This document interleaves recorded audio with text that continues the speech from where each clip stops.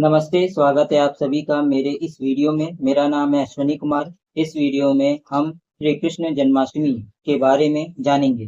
इस वीडियो में हम निम्नलिखित चीज़ों के बारे में जानेंगे। पहला है जन्माष्टमी क्या है, दूसरा जन्माष्टमी क्यों मनाई जाती है, तीसरा जन्माष्टमी कैसे मनाई जाती है, चौथा श्री कृष्ण के जन्म की कहानी, पांचवा श्री कृष्ण जन्माष्टमी कथा, छठा श्री कृष्ण जन्माष्टमी कथा से सीखने योग्य बातें, सातवां श्री कृष्ण जन्म किस युग में हुआ था, आठवां श्री कृष्ण उत्सव का महत्व। तो शुरू करते हैं इस वीडियो को। धरती पर जब जब क्रूरता मानवता को हानि पहुंचाने लगती है, जब जब अधर्म अपना विस्तार करने लगता है, तब तब मानव को सद्मार्ग दिखाने, क्रूरता से मानवता को बचाने और अधर्म का अंत करने, धर्म का राज्य स्थापित करने के लिए भगवान पृथ्वी पर अवतरित होते हैं। श्री कृष्ण जन्माष्टमी कथा ऐसी ही एक ऐतिहासिक और पौराणिक घटना है, जब भगवान श्री हरि विष्णु द्वापर युग में पृथ्वी पर अवतरित हुए और मानवता का उत्थान किया।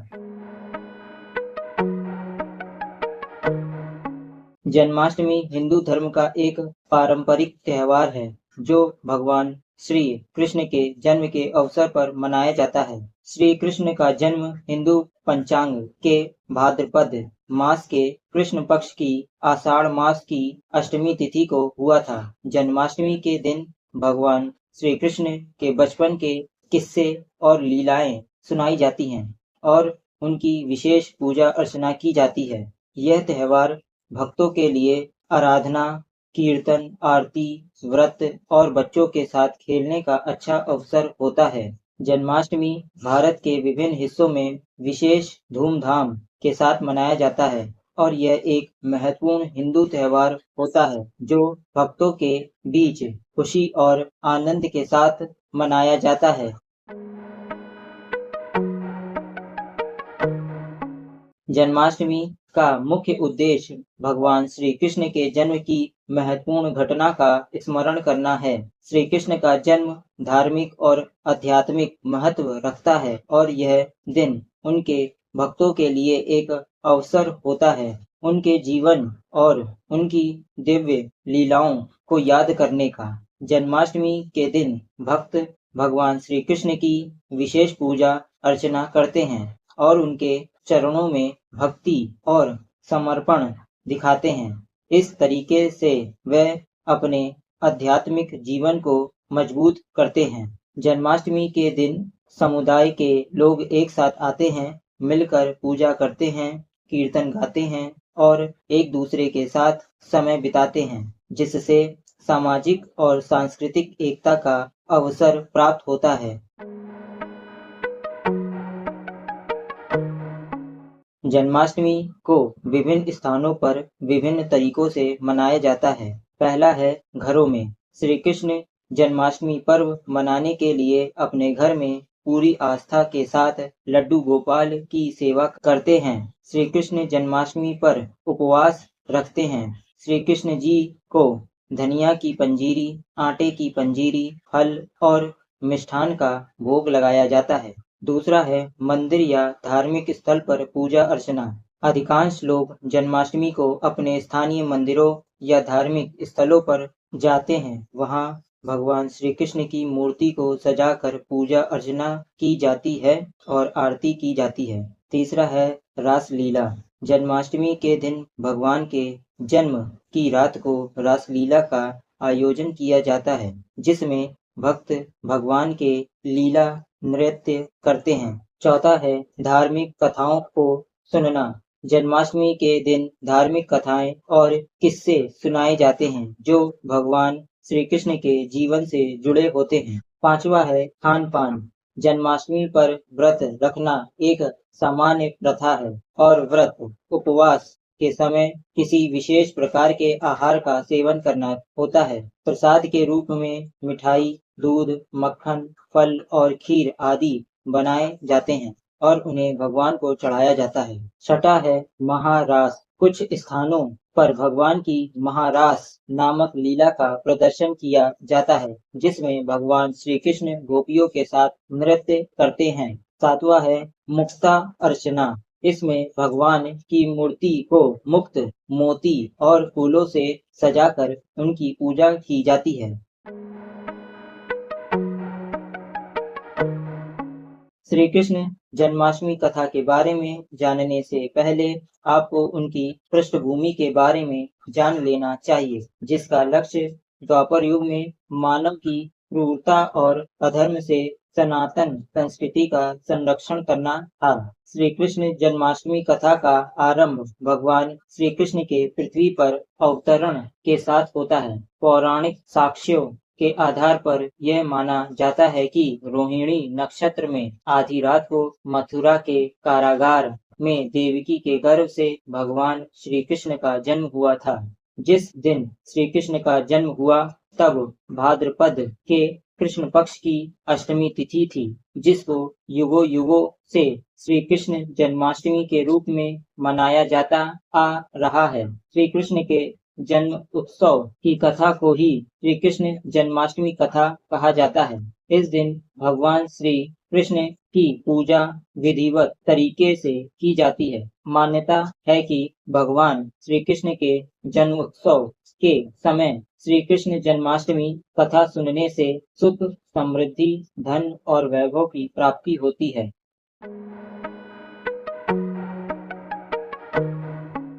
भागवत पुराण के अनुसार द्वापर युग में मथुरा नगर पर कंस नामक एक अत्याचारी और क्रूर राजा शासन करता था। अपने पिता राजा उग्रसेन को गद्दी से हटाकर वह स्वयं राजा बन गया था। मथुरा की प्रजा उसके शासन में बहुत दुखी थी, लेकिन वह अपने बहन देवकी को बहुत प्यार करता था।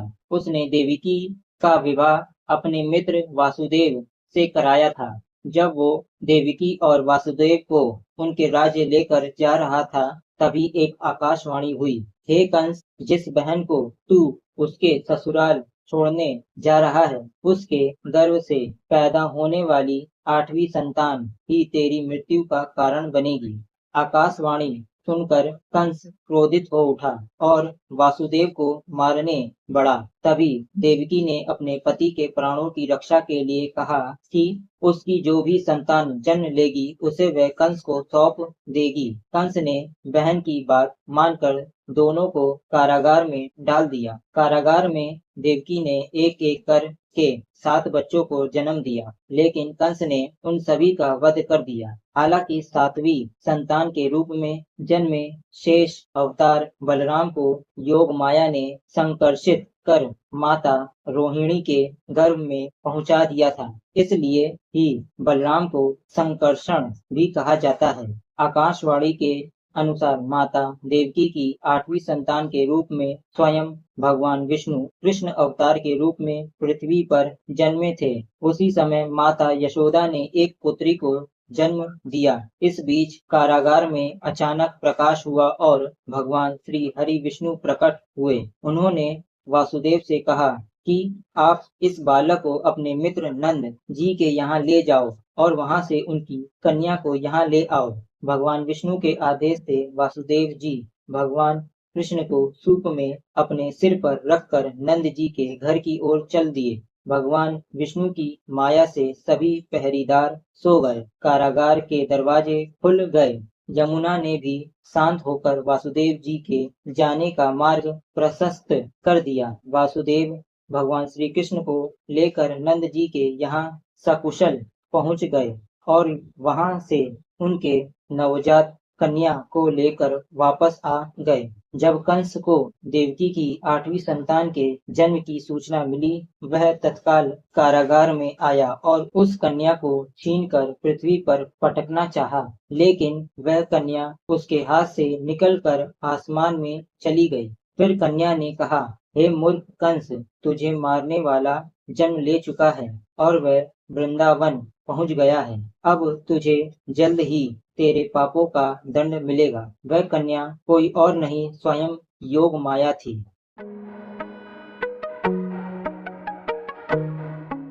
श्री कृष्ण जन्माष्टमी कथा के माध्यम से आप श्री कृष्ण जन्माष्टमी कथा को आत्मसात कर सकते हैं, जिसके परिणाम स्वरूप श्री कृष्ण जन्माष्टमी कथा आपके जीवन में सकारात्मक परिवर्तन लाएगी। श्री कृष्ण जन्माष्टमी कथा से आप निम्नलिखित बातें सीख सकते हैं। पहला है, अन्याय, अधर्म और क्रूरता का नाश करने के लिए भगवान पृथ्वी पर अवतरित होते हैं।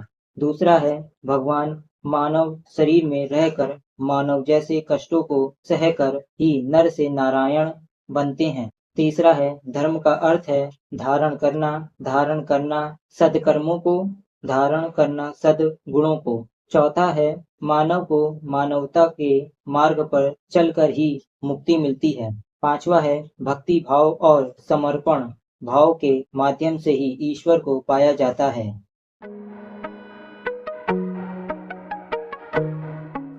श्री कृष्ण भगवान का जन्म द्वापर युग में हुआ था।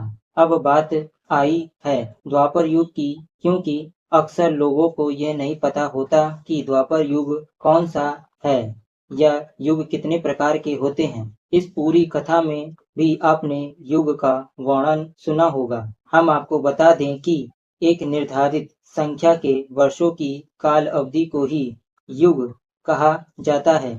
युगों के अनुसार ही मानव जीवन की आयु, कद, काठी इत्यादि निर्धारित होती है। सनातन वैदिक हिंदू धर्म के अनुसार 4 युग होते हैं, जिनके नाम क्रमशः सतयुग, त्रेता युग, द्वापर युग और कलयुग है।